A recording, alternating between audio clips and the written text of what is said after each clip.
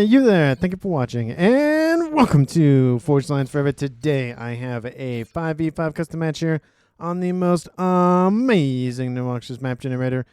So let's go ahead and introduce our teams and our players, starting for Team 1 in the Northwest, starting with Team 2 in the Southeast. Starting up with Team 1, southernmost player in Snow White, it is Yellow V going first line as a Cybran. He is a 1400, one of the highest rated players on Team 1. He's tied for it. To his north in Batman Gray is Dot Kolbasa going first line as a Seraphim. He is a 1300. To his north in the Rigard Echelon here for Team 1, it is Mutulal going first line as a Cybran. He is the player with which Yellow is tied with at a 1400 rating, and he's in Forest Green. To his southeast in the middle of the lineup here for Team 1, it is in Tropical Ocean Blue, Alex666 going first line as a UEF. He is a 1300, and rounding out Team 1's last remaining player, we have Sorcery going first line as a Cybran. He is in orange to color orange as another 1300. Over Team 1 side of the map, they have 3 Cybrans, 1 UEF, and 1 Seraphim, which means Team 1 lacks Aeon technology. Starting off with Team 2's southeasternmost player and kind of going counterclockwise, we have in Pac-Man Yellow, Nuclear Storm going first line as a Cybran. He is a 1400 again. He's in Pac-Man Yellow. In the Rigard slot here for Team 2, it is Jib going first air as a Cybran. He is in Chevy Crimson.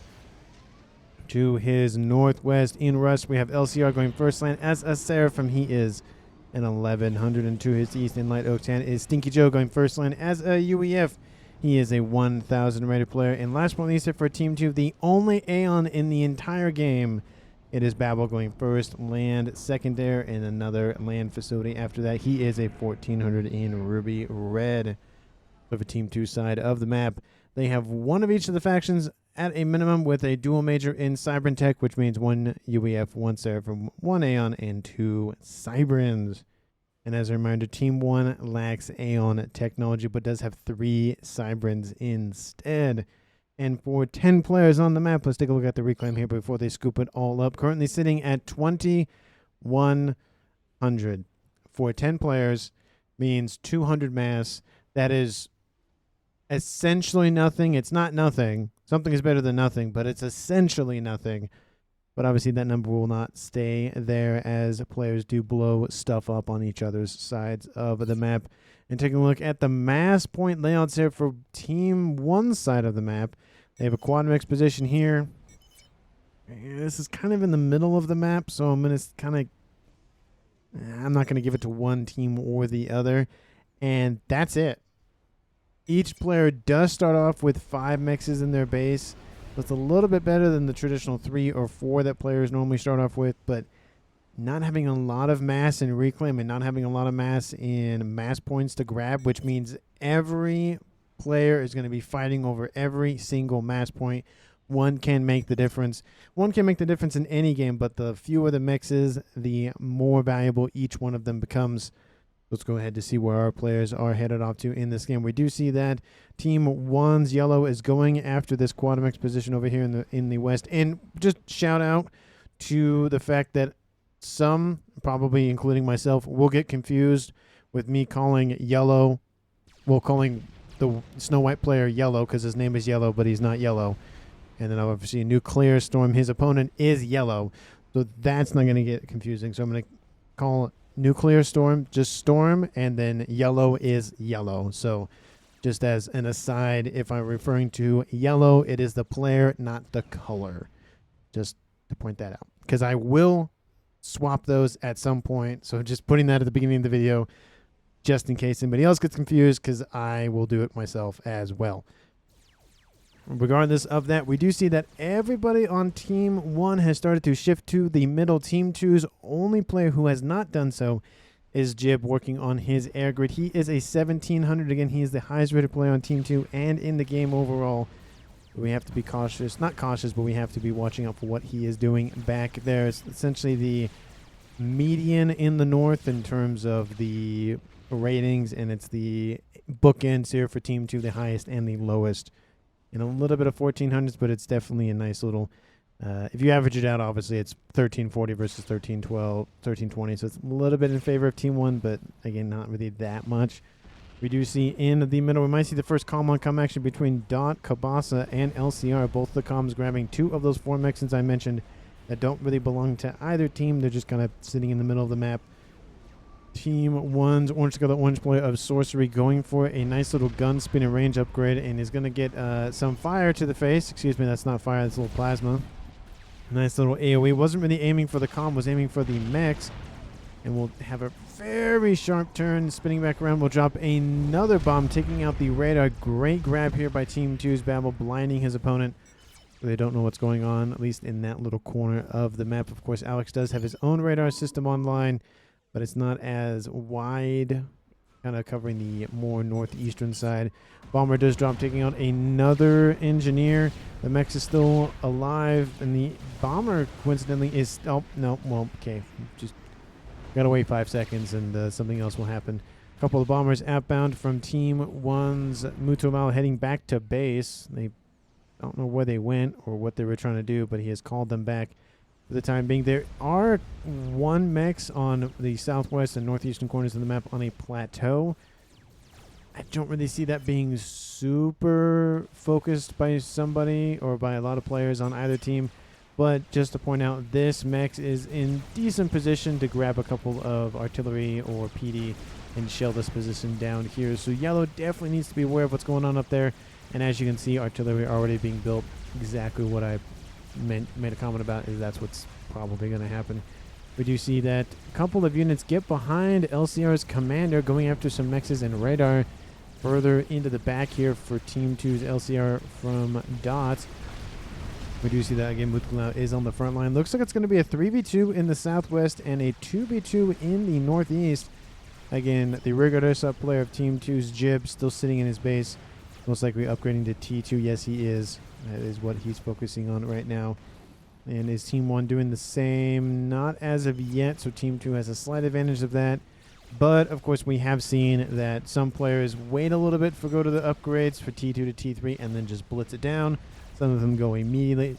So it's just kind of a different strategy, different way to do things. Shield started for Babel. Isn't going for advanced range. Already has speed and range. Sorry, speed/range on board.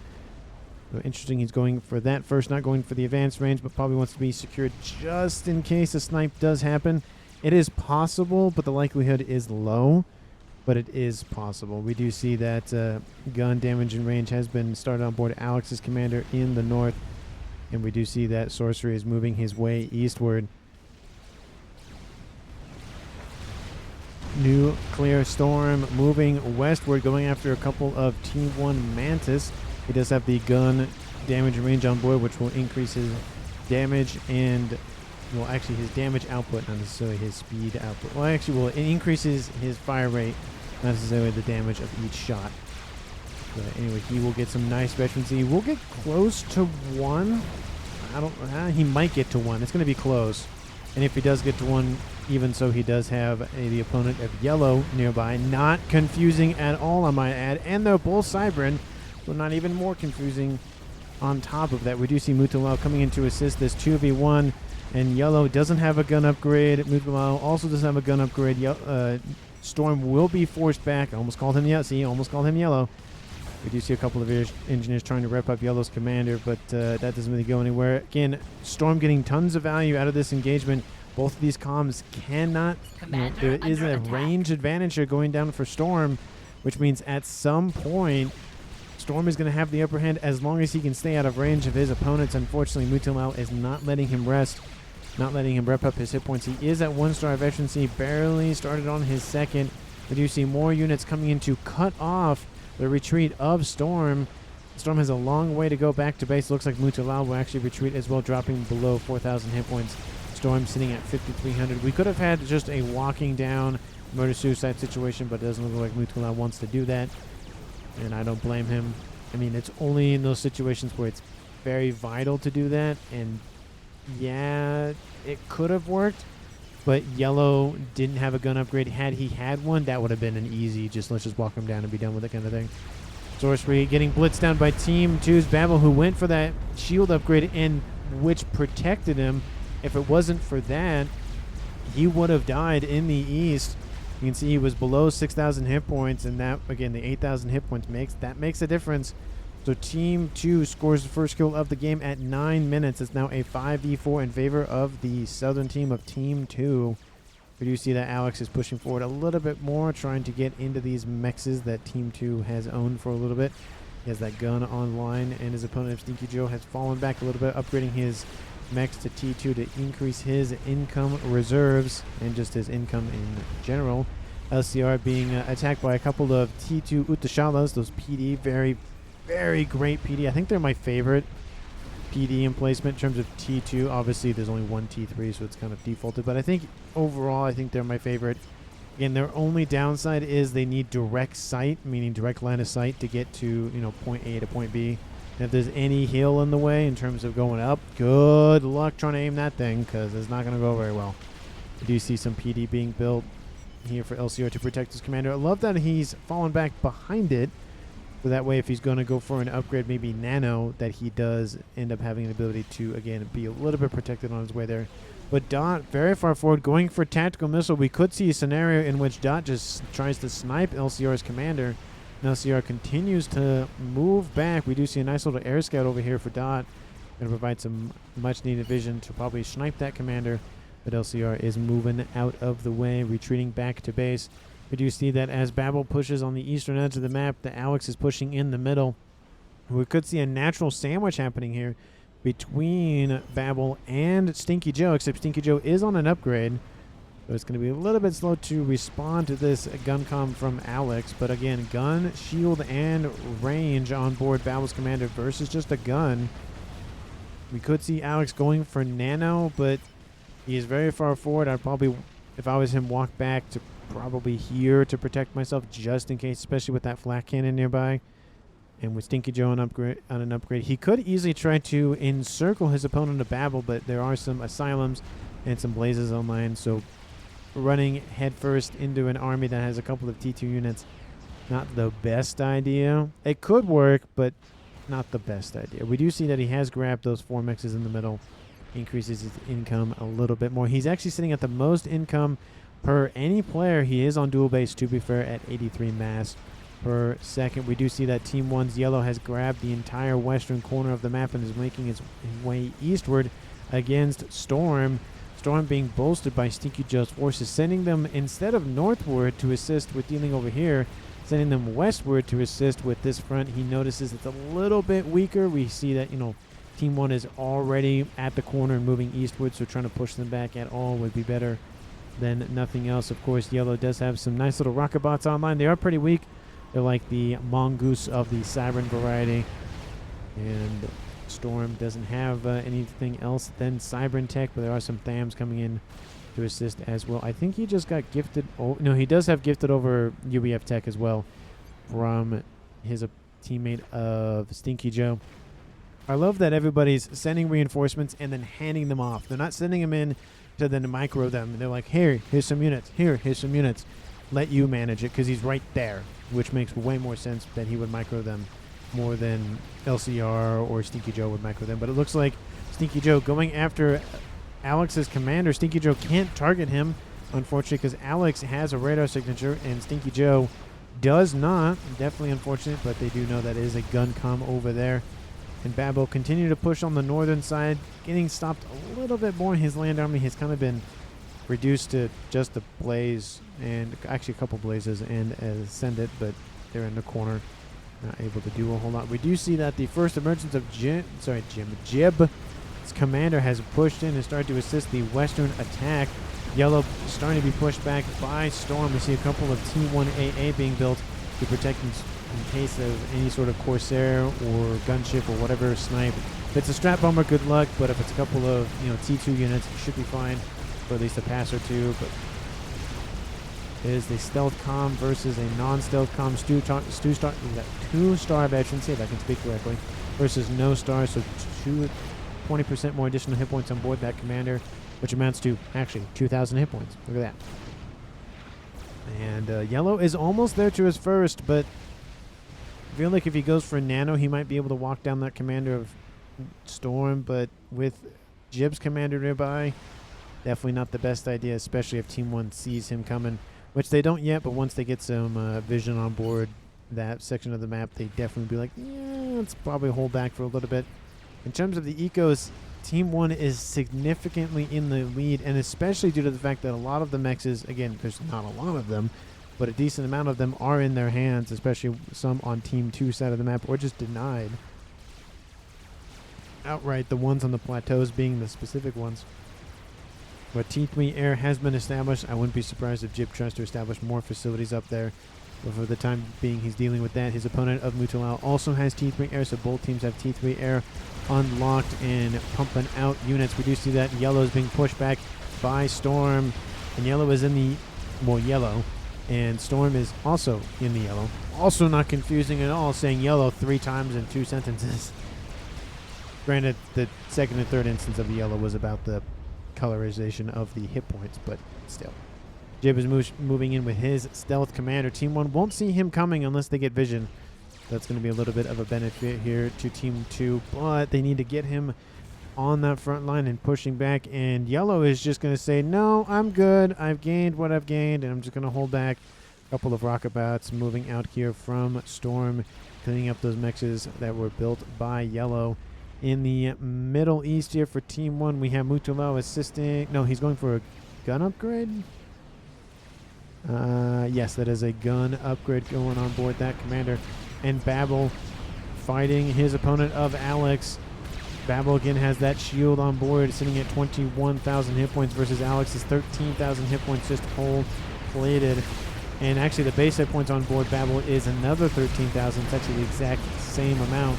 So Babel's sitting at 8,000 additional hit points. They are shields, which means if he loses power, he loses all of them. But again, 8,000 hit points just from an upgrade is amazing, regardless if it's whole hit points or not. Alex forcing back Babel. Babel has lost his shield, but Alex is in the Yellow. Has to be very careful. He's sitting on 1-star veterancy.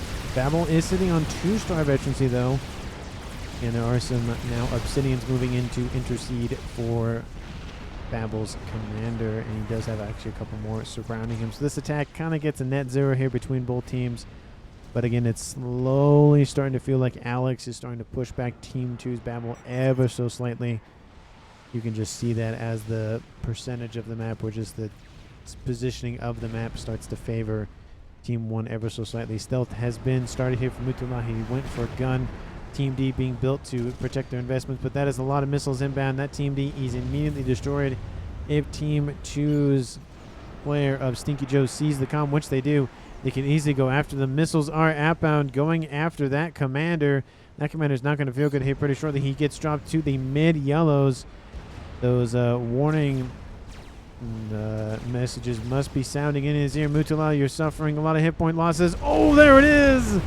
Team 1's Mutalal gets killed off by a couple of spearheads. Glad I was able to catch that in full view, and now it is a 5v3 in favor of Team 2, the southeastern team. But of course, that does mean that Team 1's remaining players gets another base that goes into the hands of Yellow. Yellow now being the highest rated play on Team 1 with Mutalal's death on the books. We do see that Babel starting to push in more and more. With the death of Mutalal here, it's starting to shift from an annihilation game, meaning everything on the map gets destroyed, to an assassination game, where once the other enemy command, or at least Team 1's commanders, are destroyed, that's game. That's how every game can be. You could just go after the commanders. Sometimes that's fun. Sometimes that's not fun, depending on who you're playing with and depending on the situation and availability of advantages and that sort of thing. I can see Team 2 starting to think about that. I mean, they have 2 comms up, versus Team 1, so essentially you can think them as quote-unquote lives. So Team 1 has lost 2 of theirs. Team 2 has not lost any of theirs. I know it's a really kind of harsh way to think about it, but that's one way to kind of, quote, gamify a game. It's like, oh yeah, my opponent has lost 2 of their human players. They only have 3 human players remaining. Once all the human players are gone, that's it, game over. And there it goes.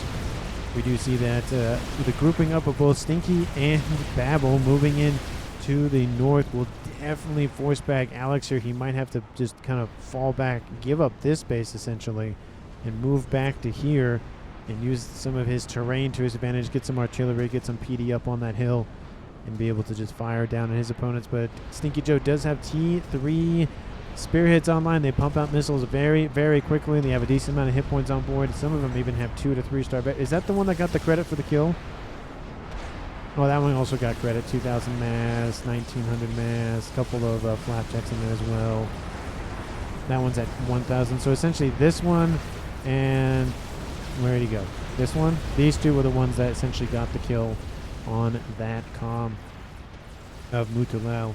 We do see in the west, wall sections are being established to funnel Team 2's forces to this fire base, and Team 1's trying to, again, exert control over the southern western sections of the map. We see that Yellow trying to force his way against Storm, but Storm is holding back against this Storm that is Team 1. There's a dad joke in there somewhere, right? That is the dad joke. Air not really being expanded on as much as you would expect it to be. I think it's more due to the fact that Yellow's more focused on land production, while Team 2's airplay of Jib is focusing on air production. That will favor Team 2 as the game goes on. It already is, but as the game progresses, it will favor them even more. But Team 1 does have an additional player going for air, and that is Dot. So 2 air players versus 1. It kind of evens it out. It just depends on how much Team 1's Dot and Yellow focus on air. If they both focus on it and they can hold the land, that's devastating. But if it's just kind of focused on, Jib is probably going to win air. So, again, something that I, as well as everybody else, has to watch out for as the game progresses. Alex has retreated. Team 2's combined forces of Babel and Stinky Joe are just too oppressive for Alex to hold on. He doesn't have a base to hold down the fort with. He doesn't have anything realistically to play with in terms of units. All of his units are being sent to just essentially slow Team 2's roll. Percy online is great, but of course with 2 comms, that Percy is essentially nullified. 1 overcharge, it's essentially dead, and some monkeys come in and destroy it. Definitely going to hurt. Drops a couple of 100 mass on the doorsteps of a couple of comms for Team 2, but I don't think Reclaim Epic is going to start, due to the fact that, of course, Team 2 is just slowly moving in. They're not going to run all the way past all this Reclaim to grab that Percy. But actually, there's not that much mass left in the Percy because of the overcharge and whatnot. I mean, this one has 100 and that one has 270, so not really a lot of mass remaining. But again, something's better than nothing. And in a map where not a lot of mass in Reclaim, not a lot of mexes are on the map, every bit of mass is going to count, regardless if it's per second or if it's in the form of some Reclaim. But Team 1 still winning the mass generation game at 480. Team 2 at 430. Let me know down in the comments who you think is going to currently win this game. And of course, if you haven't done so already, like the video and subscribe to the channel. Team 1 has 3 remaining players, with Mutulala and Sorcery biting the dust earlier on. Team 2 has not lost anybody yet. We'll see if they will or not. If Team 1 wins the game, Team 2 wins the game, I don't really know. Let me know down in the comments. Of course, I'd love to hear and respond to each and every one of you. I'm not super quick about it sometimes because of work and life and whatnot, but I do respond to them. So if it takes a day or so to respond, don't fret. I will get to your comment.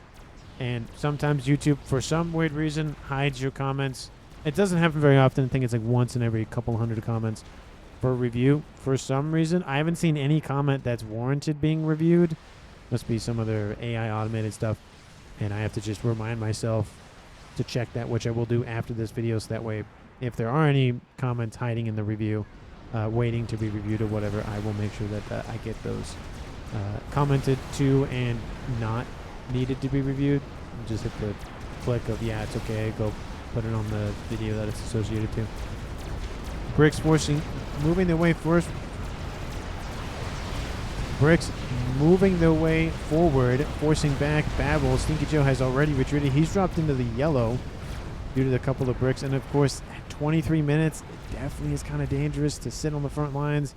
Team 1 is getting a decent amount of ASFs online. We could see a bomber outbound from one of these 2 players. Most likely, we might see it out of Dot, but we could just see Yellow focus on it. And a couple of PD emplacements, not really going to stop the roll of a couple of bricks. We do see more and more spearheads trying to throw missiles at this attack, but it's not really going anywhere because they're launching at where those bricks were, not where they are currently. They don't have tracking on board those targeting system on those missiles, so it doesn't really kind of move with the target kind of thing. They don't lock on, which would definitely be an interesting unit if you're able to, you know, have something that can lock onto another unit, so even if it moves, the missile or projectile still hits it. That is the only thing that I kind of liked about Subcom 2 was the whole upgrade research kind of thing, except it wasn't super great. I liked the idea of where they were going with it, but I think it was just executed not as great as it probably thought it was going to be. So it's just one of those. I liked the idea, but execution was not great. So it's definitely one of those things. It definitely won't be added to Forged Alliance forever, but I mean, I don't even know if that's in Sanctuary. Scattered. Is it Shattered Suns? Whatever the tagline is for Sanctuary. Anyway, but upgrading would be really interesting, but it's not going to come to this game for sure. It's just not. I know it isn't. Nice little TML4. Not really creative naming scheme here for the Sirens, at least in terms of this unit. It is the TML4.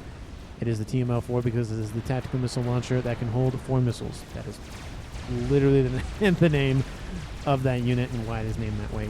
Monkey on the front lines here for Yellow, pushing forward against LCR. LCR has nothing to defend against this. Has a couple of spearheads moving in from his teammate of Stinky Joe, but there's really nothing in terms of T3 units that can fight this. Monkey going to get tons of value out of it unless Team 2 blitzes down some T1 bombers and calls that a day. We have seen those videos actually just recently where a couple of T1 bombers can really rip apart an experimental very quickly. And units also outbound from Yellow. He's attacking on 2 fronts against LCR in the middle, and his main T3 units over here trying to split Team 2's attention. I love that. I wish there was a couple of units helping the Monkey out, but I do understand sending all of your T3 units here, sending only the Monkey in, and trying to do as much damage as he can. A couple of PD tickle cannons coming online, and banks of shields also going to protect these 2 commanders. And that Monkey is just going to sit here. He could be sent in. There are 2 comms. One of them will probably die in that engagement if he does send it in. The other one might survive, but that's a might. We do see a combined work project here between LCR and Stinky Joe building that chicken to try to, again, fight back the Monkey. The Monkey is going to retreat. Huge missed opportunity. I feel like Team 2 would have definitely suffered. A couple of bombers, as I was speaking about, are being built, but not enough to deal with a Monkey of that many hit points, at least the 45,000. Looks like he's actually going to send it west and then east, avoid some PD, but that's not a lot of PD. A couple of tickle cannons is nothing. And his units in the west have essentially been dealt with, so realistically this Monkey is going to be set between a rock and a hard place if he continues to move on that trajectory, which it looks like he has been given new orders and is not going to head that way. Definitely a missed opportunity, but hey, I'm just a caster or announcer, whatever you want to call me. I have some ideas. I'm not perfect. I'm not the one playing the game. The game has already been played, so I can't change the outcome. I can only just comment on what's currently going on. We do see in the northeast, Stinky Joe and Babel still holding the fort. Some have fallen back. They've regrouped once again. Sniper bots being used to great effect, sitting underneath shield coverage and escorted by a Redeemer. Love that mix of variety here. We see a couple of shields protecting all the units, and then even if those shields are not enough, there's a couple of AA emplacement or mobile AA nearby to assist with defenses on top of that. Love to see that from Babel. And love to see that in the general. A couple of missiles outbound here from Team 1 going after Team B, going after some mechs, kill off 1 T3 mechs and severely wound the second one. Another volley should be outbound here pretty shortly. Lots of TMLs here. We see 6 of them. And, I mean, that's a decent amount of mass a second that he's lost. 27 per second plus an additional 5 from the 2 mass storages going down. So essentially 32 mass a second has been destroyed per second from LCR. Definitely unfortunate. Drops his eco just a little bit, and Team 1 is still in the lead with mass income. Team 2 has heavily focused on upgrades, and it has paid off. We do see Yellow, of course, is on dual base, and Alex is on dual base. But everybody on Team 1 is above 100, almost to 200 for Dot, and almost 300 for Yellow. We do see still Babel and Stinky Joe trying to force their way forward. Couple of Ravagers were built. They're going to get denied by some Armigers and Sniper Bots, and Alex preparing to move in. He has a gun and shield on board. 32,000 hit points on board that commander, and almost at 2-star Regency. Stinky Joe also has his gun and shield upgrade, but also has Nano, sitting at essentially 38,000 hit points on his way to his 5th star veterancy.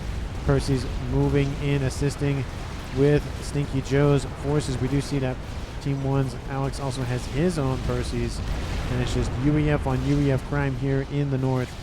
And Alex is holding on, but it's just barely. If Babel would send his forces with Stinky Joe, that could have been a kill. It would have been close, but I think that would have been a kill. But instead, Babel is sending his forces around. I love the splitting up as well. I mean, you know, there's advantages and disadvantages to doing both. An advantage of this is while Alex was distracted with the army from Joe, we do see that Babel's forces are going to move in. A couple of T2 PD are trying to be spammed up, and Babel's forces can easily sweep all of these T2 mechs and T3 mechs actually off the board here.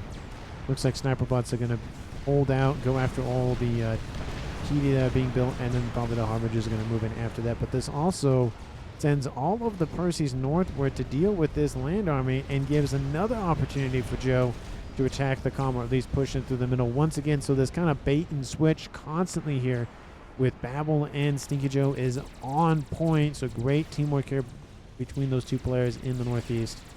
And that is a lot of T1 AA being built, because why not? I think it's trying to prevent any sort of air scouts, which usually means that they're planning something. I don't see anything big as of yet, but if you're building a lot of AA and trying to deny scouting, you're usually trying to build something that you don't want your opponent to know. Usually, it's always a good idea to deny scouting, but in general, it's one of those, they're probably planning something.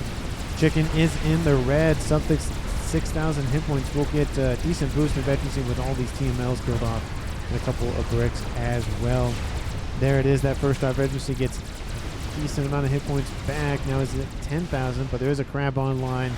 That crab is not going to let that chicken live anytime soon.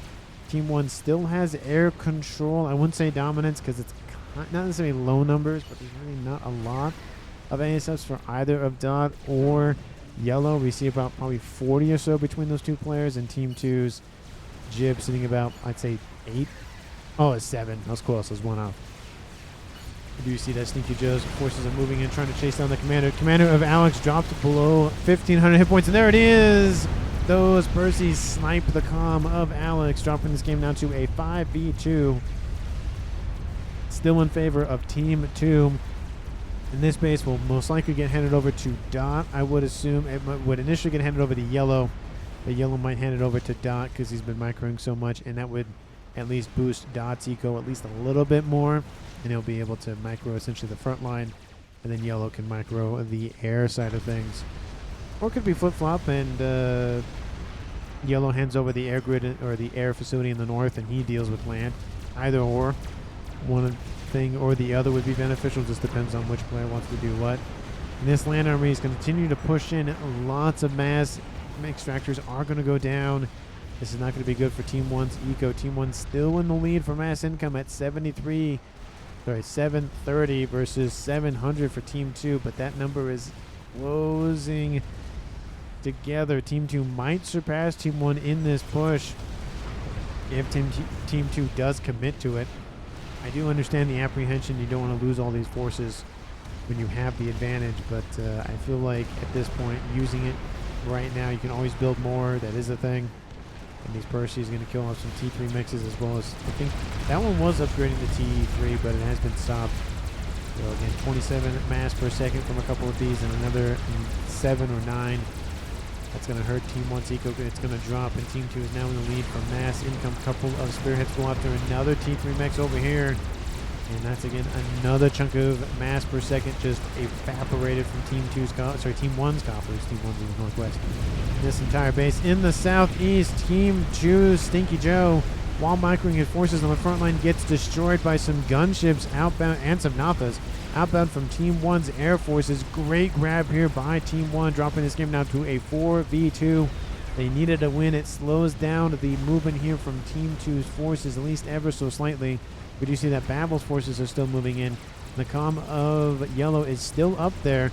They have a huge wound to close up here. Lots of sniper bots. Land incursions are going to be very difficult. Using air to great effect. Love to see it. Love to use the advantages while you have it. T3 Pigeons and Mechs is being targeted. Don't stop. Don't stop targeting the T3 Pigeon. That's a cascade right there is what that is. It looks like, actually, well, to be fair, they're going after Babel's commander, so that's fair. That's fair. If they get him is the thing. Couple of gunships do remain, some flak cannons as well as some T3, and Babel just control Ks. He honestly probably would have survived. It would have been close, most definitely, but I feel like with the AA nearby, it would have been enough to protect Babel's commander, but he says, no, I'm going to do as much damage to the air as I can. And it has now went from a 5v2 to a 3v2 in about a couple of minutes.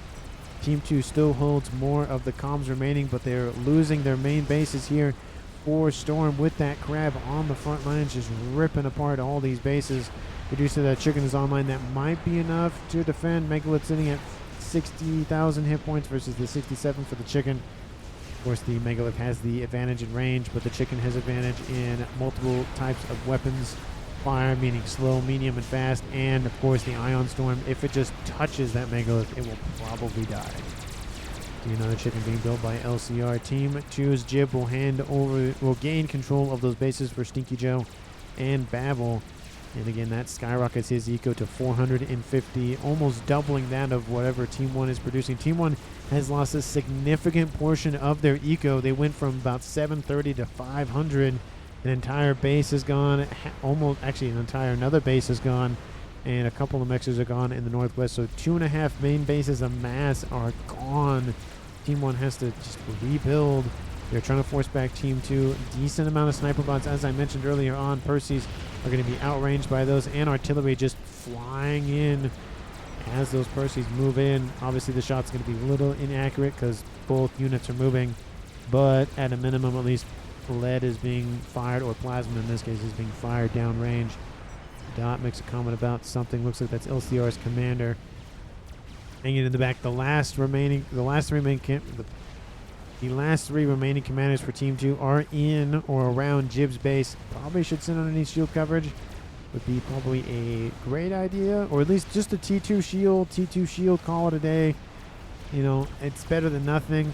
That's, you know, a gunship or not the snipe like the one over there. That could possibly happen. I think that's what they're gearing up for.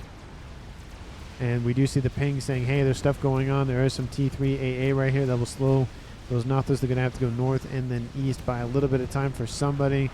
They might target Jib. They might target LCR. I target Jib if I could, but if I couldn't get Jib, I would probably go for LCR because he's right there. Those Nothos are moving in. You can see them. They're lining their shots up or lining their attack vectors up. LCR's commander is not going to feel good. Even if he survives this, he's going to be severely wounded. AA comes in to try to protect. We'll do a decent job of doing that. Looks like the Nothos will only get a couple of bombs off. Definitely unfortunate here for Team 1, but LCR will live to see another day. Barely inconvenienced. Lost 1,000 or so hit points. Not really a huge threat, especially when he can regen 76 of them per second. But the cleansing in the northeast here from Team 1's, well, one of the two air players of Yellow coming in with his gunships. There's only a couple of T3 AA emplacements. The rest of them are T1s, and those gunships, well, they will lose a brother, but they will be fine for the time being. Will they go after those pigeons that are severely wounded? There's some right there. They're targeting the AA. It's not really worth it. You're not going to chew through the hit points on the shield fast enough, and even if you do, it's not worth it. Are they going to notice the pigeon? Oh, a couple of shots. Oh, just 220. Oh, there it is. Kill off 2 pigeons here for Jib. Of course, he does have an air grid, so his energy reserves are kind of high up there. But again, damage is, you know, something's better than nothing. We do see a nice little crab online. We do see that chicken also online down here. It did kill this crab off. Team 2 is reclaiming as we speak.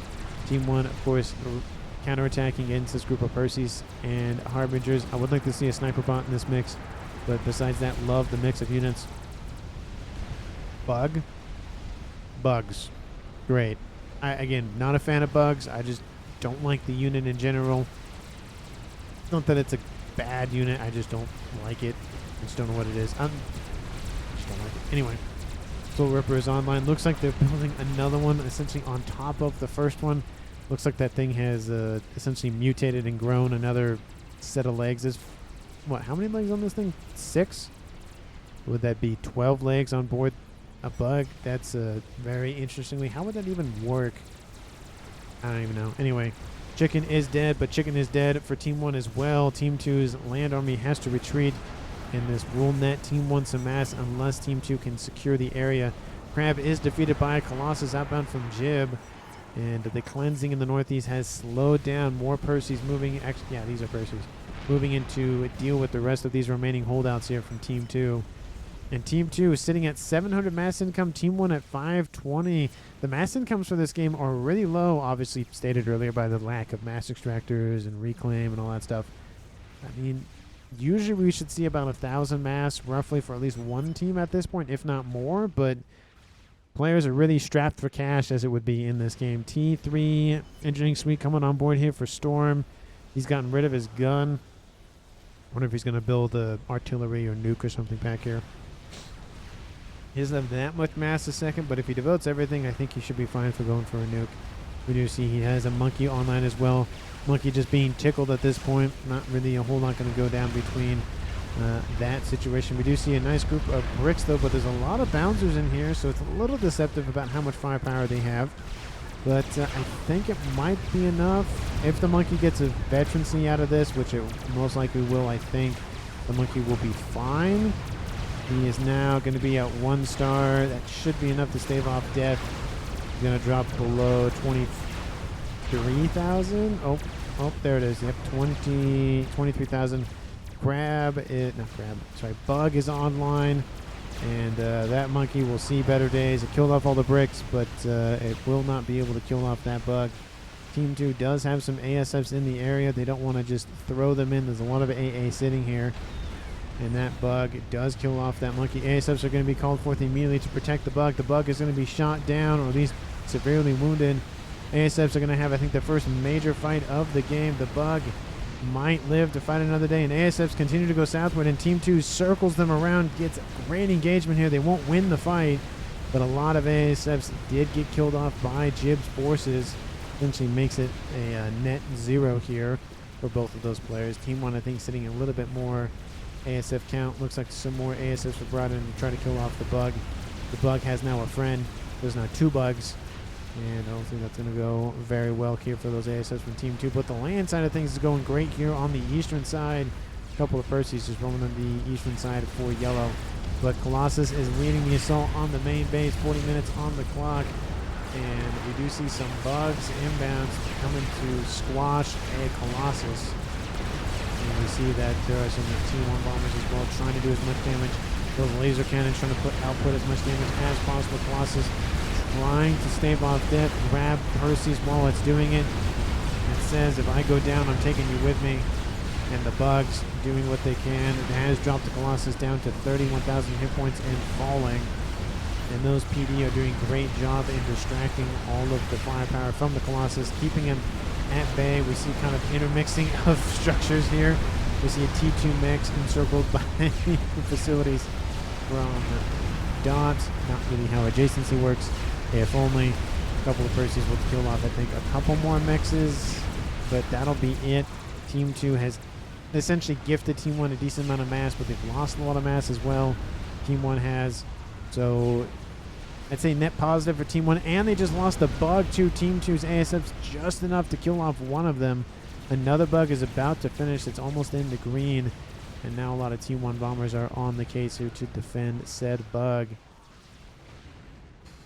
And this may come down to air. Team 2 is getting AA emplacements down all over the places, but that Bug, as much as I don't like them, might just be the thing that brings Team 1 back in the lead for this game. Again, the eco is staying about the same, 42 minutes, and nothing's really changed, 700 to 500.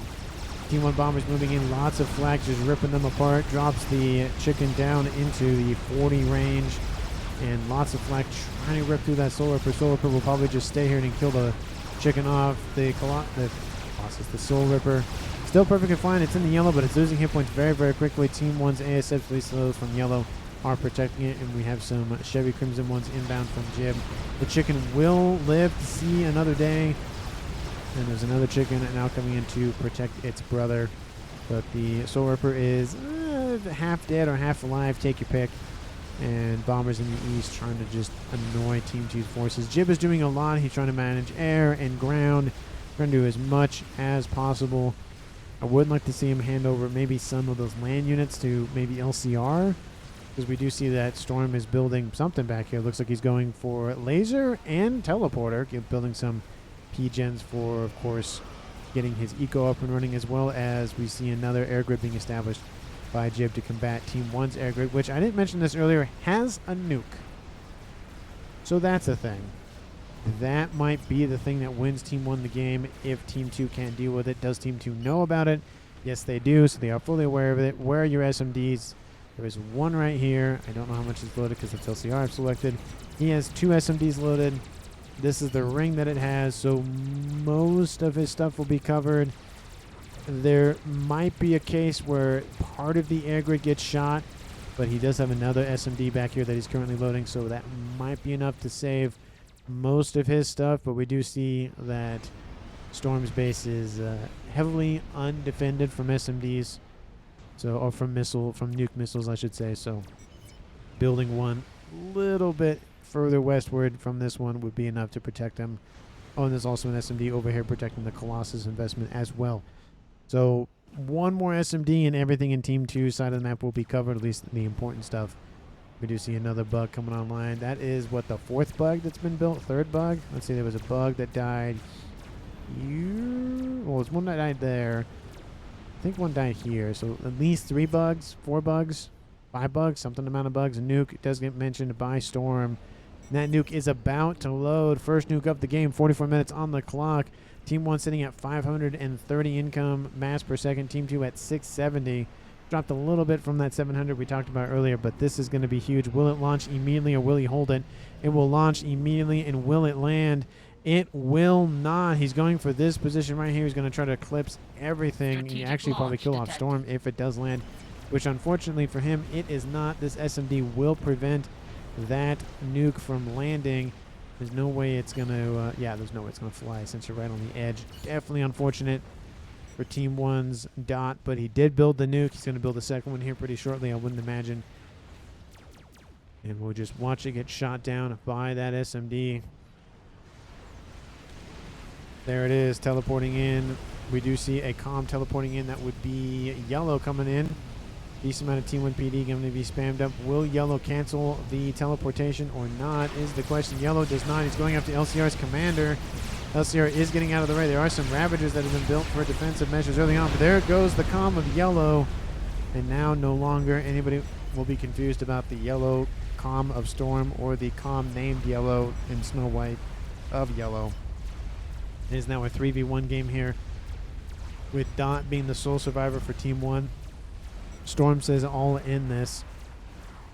He has his comm over here with his nice little teleporter and laser on board. All the nonsense going on over there in the ether with all the, essentially the times and whatnot. All the 40 seconds, 30 seconds, that sort of thing. Nuke is a 3rd loaded. Looks like he's actually transitioning to artillery instead of nukes. Now the question is, what does what does Storm teleport into? I feel like he goes after this. He could get the air grid, but don't know if that'll be enough. Dot is underneath a little bit of shields and some PD, so teleporting next to him is not going to work. I mean, he could go after the air grid in the north, but a large army to the north from Team 2's Jib is going to just completely surround Dot. That is not going to feel good here pretty shortly. That is inbound.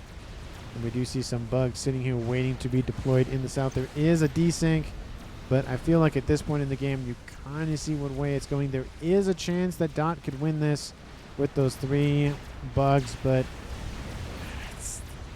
it's going to be close for sure. Those bugs are inbound. There are some ASF protecting them, but I don't know if it's going to be enough here for Team 1, because that teleportation that telemazer is outbound. He's going somewhere. He's going up here first just to get to the other side of the map. ASFs are called for to try to kill those bugs before they reach their main targets. They're going after the air grid. Now the question is, will they catch up to the comm? I think the comm has already teleported out of there. At least, no, he's over there. I still see a little red icon on his back. ASF's moving in to assist. Lots of pigeons are going to go down in this mix. We could see the death of Jib. We could see the death of a couple of SMDs, which could have opened the door. Could open the door here for Team 1 to launch those nukes. But that bug force is inbound, and it's hunting any comms that is in sight. You can see the bugs have locked on to Jib's commander, and that is not going to feel good anytime soon. There goes the comm of Jib to those bugs. Teleportation comm in the north, building something up there, TMD or something, sorry, TMLs or something. But just the influx of units for Jib is just so much. A lot of Dot's focus is going to be on this now. You see the bugs trying to go after LCR. The second one has already been shot down, and the third one is going to get shot down before the comm gets destroyed. And he's just trying to dodge the best he can. There he goes. There goes that last bug. Even with the death of Jib's commander, I mean, you can just see the units are already here. There's a Colossus here as well. Is that the only experimental? There's just so many units in this mix. It just isn't going to really make a difference, unfortunately, for Team 1. That nuke would have changed the game. I think that nuke, had it landed, would have won, or would have been really close to winning the game. Please teleport back, says Jim. He's like, oh, okay, I'm going to go over here now. See you, bye. Just in case. I don't think Team 1 can see him. They see a base up there, they probably would assume. But, you know, he does teleport out of there, so he is fine. We do see that T3 artillery installation has been constructed, not underneath shield coverage, but units are pouring in from the east. Chicken coming in from the south, so these units are just going to storm on top of the base. Dot has already left his base, moving westward. And this comm is not going to live very much longer. We do see a T2 transport nearby, one of those fish Hylas. It could come get the comm, but there are, I would assume there's some AA in the mix here somewhere. There's some on board the chickens, but not a lot. Transport is sitting there. You could try to drop the commander. Use air, says LCR. Drop, says Babel. And something in Russian, or I think, I'm assuming that's Russian, but the entire artillery and nuke base has been destroyed. Dot has essentially been wiped off the map. Team 2 ends the game pretty shortly here with 830 mass income. Not a lot of mass per second for either team. It just came down to how much they could micro T3, a couple of T4 units, and just kind of outsmart their opponents. A couple of bricks down here, doing a little bit of damage, but again, the main focus is this. There goes the comm being hunted down by some Harbingers. I wouldn't be surprised to see those chickens diverted southward. And that comm of Dot is dropping into the yellow. He doesn't really have a lot of offensive capable, or defensive, I should say. He has a T2 engineering suite and a gun. That's about it. Let's speed this up, because obviously we know which way it's going. He's just going to try to book it out of dodge. Actually trying to just walk up to it, a plateau, because why not? Yeah, because somehow it's going to go up underneath and then up. That's how that works. Looks like that is Team 2's Storm Commander just not teleporting around. We'll see what he builds. But of course, Team 2 knows where the comm of Dot is, and it's just going to be academic at this point. And there goes Team 1's player of Dot. Team 2 wins the game at 50 minutes and 30 seconds. There was a little bit of desync, as I said, towards the end of the game, but you saw the red wave moving in from the east, and it was just a matter of time. The bugs were a great attempt. They killed one comm off, tried to go for the second, couldn't get the kill. There was so much AA that was already built from earlier on, and it was just enough to just essentially end the game there. Let me know down in the comments who you would pick for MVP. I think the MVP for this game goes... I think Babel did a very good job on the eastern side here, really holding strong, killing off Sorcery earlier on. And then obviously Team 2 was able to grab Mutalau. That was Sneaky Joska with those spearheads. And then those two comms together really forced back Alex. Alex did be able to fight back, but I think Babel gets the MVP award. just because he claimed the eastern edge of the map, and he essentially just had that for the rest of the map. Team 1 could not break into that side of the map, and essentially that's what fueled the rest of what Team 2 on the ground, at least on the east, did. When Babel died, he took over this base, formerly belonging to Babel, pumped out some Galactic Colossi, and just sent them. That was essentially it for that eastern side. But let me know down in the comments again who you would pick for MVP, or just comments in the game about the game overall. And of course, if you haven't done so already, like the video and subscribe to the channel. Thank you so very much for watching. I really do appreciate it, and I will see all of you in the next one.